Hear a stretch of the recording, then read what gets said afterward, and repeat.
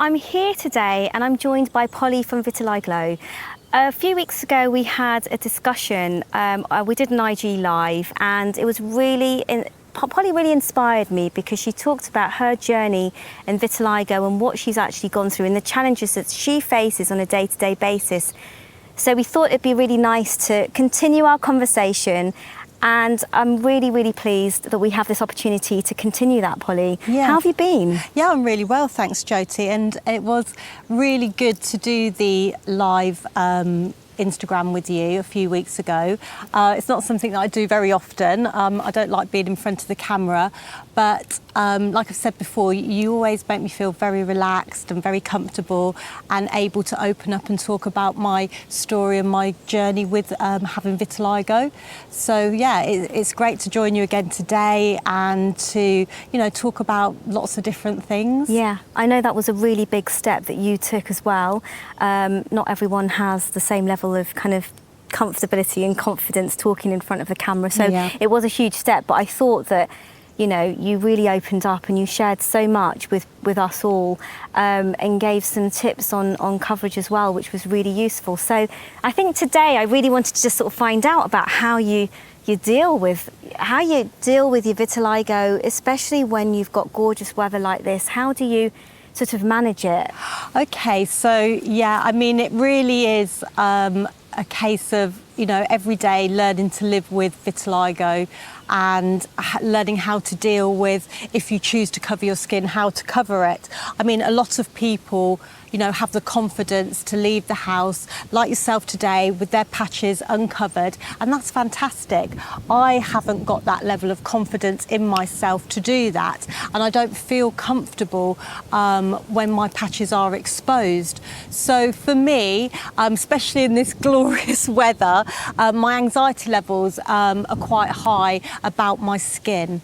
I constantly think, how am I going to cover them today? What am I going to wear? Am I going to be protected from the sun? And all this sort of, plays on your mind when you have a skin condition. So I suppose for me, it's about being prepared. So I knew, we were going to do this today. So my preparation actually started last night. Right. So last night, I jumped in the shower, I exfoliated, yes. Got rid of all the old sort of debris off my skin, so I got nice fresh skin, and then I put some gradual tanner on. Yes. And the reason I've done that is because I've sort of been out, in the sunshine, through the summer. Some of my pigmented skin has got tanned, which obviously makes your white patches look even whiter. Yeah. So what I do is I tend to put the gradual tanner just on the white patches, not on my pigmented skin, because they've already slightly tanned. And then I find, even though the gradual tanner doesn't make it as tanned as my pigmented skin, it does take the edge off a little bit. So I did that last night, and then I woke up this morning and I applied a layer of the Vitiligo light tan. And again, I mostly concentrated on my lighter areas, my hands, my feet, because they're completely white. Yeah.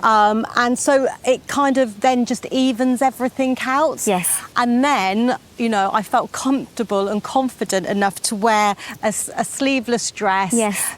Could put my strappy shoes on without having two white feet.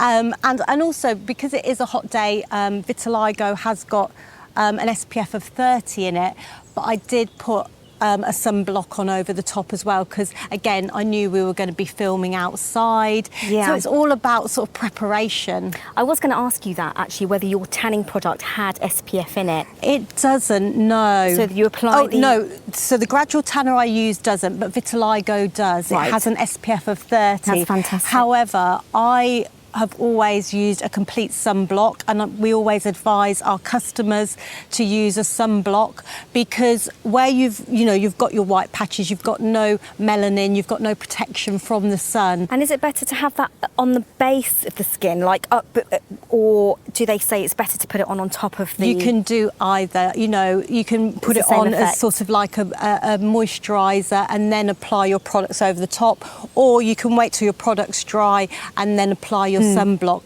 it's personal preference. And that, you know, the thing is that you've sort of said to me that you started preparing from last night. But the way I see it is that if we know that we've got a function or somewhere to go to, a lot of women do tend to do that anyway. Yeah. And yeah. I, like, even myself, if I'm thinking about an event or something I'm going to the next day, you get your outfit out, you get yourself prepared.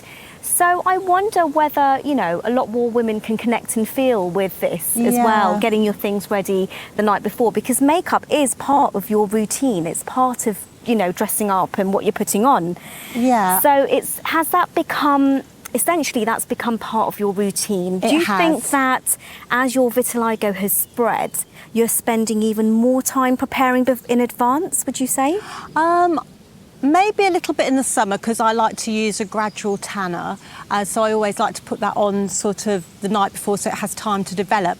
Not so much in the winter. In the winter, I would tend just to use Vitiligo, because my pigmented skin will be a lot lighter, so I tend to just use the Vitiliglow then, and that takes a lot less time, and I would just do that on the morning of wherever I was going. But yeah, I suppose in the summer, you know, it does sort of start the day before I go somewhere. Yeah. But then I suppose if you use fake tans or gradual tanners, that's kind of what you do anyway. So yeah, most women will probably do that anyway. And what are your pros and cons of using camouflage products? So when you look at these products and you compare them to other sort of products on the market, I mean, your products have got SPF in it, and that's something that lots of people are looking for because you don't want to duplicate that work. And if you've got it in all in one, it's just doing the job, isn't it? Yeah, it is. But I still would always advise people with vitiligo to use a sunblock. You know, you have to really be careful of your white patches because you have got no protection from the sun on, and they can often burn.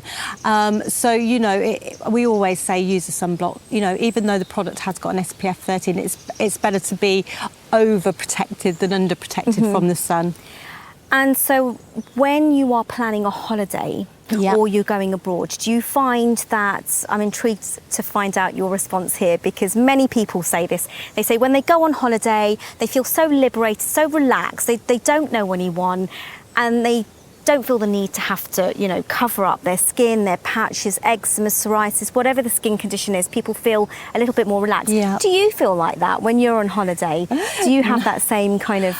Oh, Jyoti, I wish I did, but no, unfortunately, I feel even more anxious when I'm on holiday, because I'll probably be wearing, you know, less clothes, maybe shorts or strappy tops, or, you know, if I go to a beach, you know, a swimming costume. So for me, my anxiety levels are even higher because I feel even more exposed. So then I sort of worry even more about covering up my patches with maybe a spray tan and my Vitiliglow on top. So does that make your confidence feel a little, do you feel quite vulnerable in those kind of situations? I would do if I didn't cover up. Yeah, I would do. Once I'm covered up, I just feel like a different person. I feel, you know, confident about my skin. I don't feel like, you know, people are looking at me wondering what's wrong with my skin. Is it catching? You know, I just don't, I feel like I don't invite that unwanted attention to do with my skin when it kind of is blended in.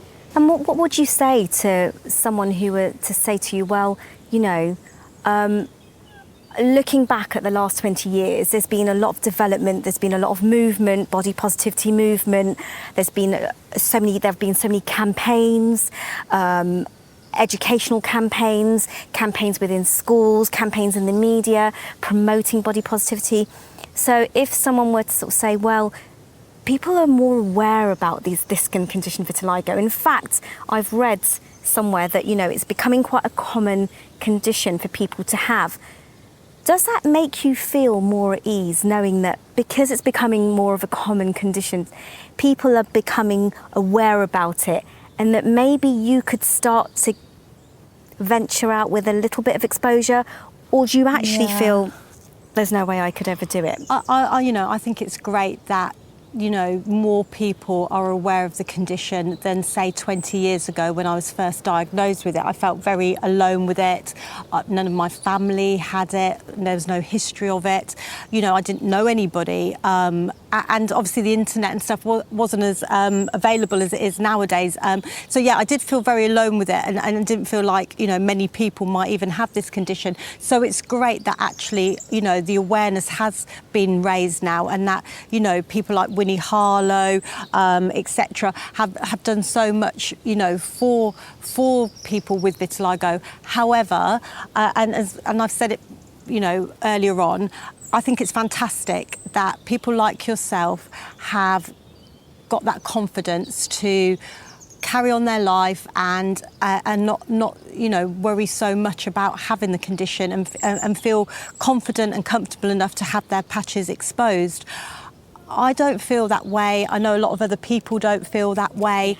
And so we shouldn't be shamed for wanting to cover our patches, like people shouldn't be shamed, you know, for exposing them. Yeah. And I think, yes, you know, like you said, there's been so many campaigns that people are more aware, and I think you know, there's more acceptance whether you choose to cover or you don't choose to cover. I think there's just more acceptance now, and so I'm really glad about that.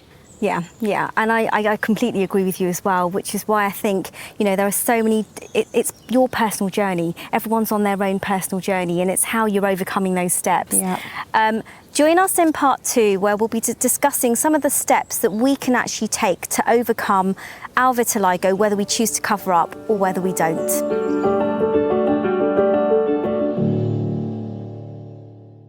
Thank you for watching the video. If you liked the content and you liked what you saw, don't forget to hit the like button below and subscribe to my channel, where I'll be sharing more content with you.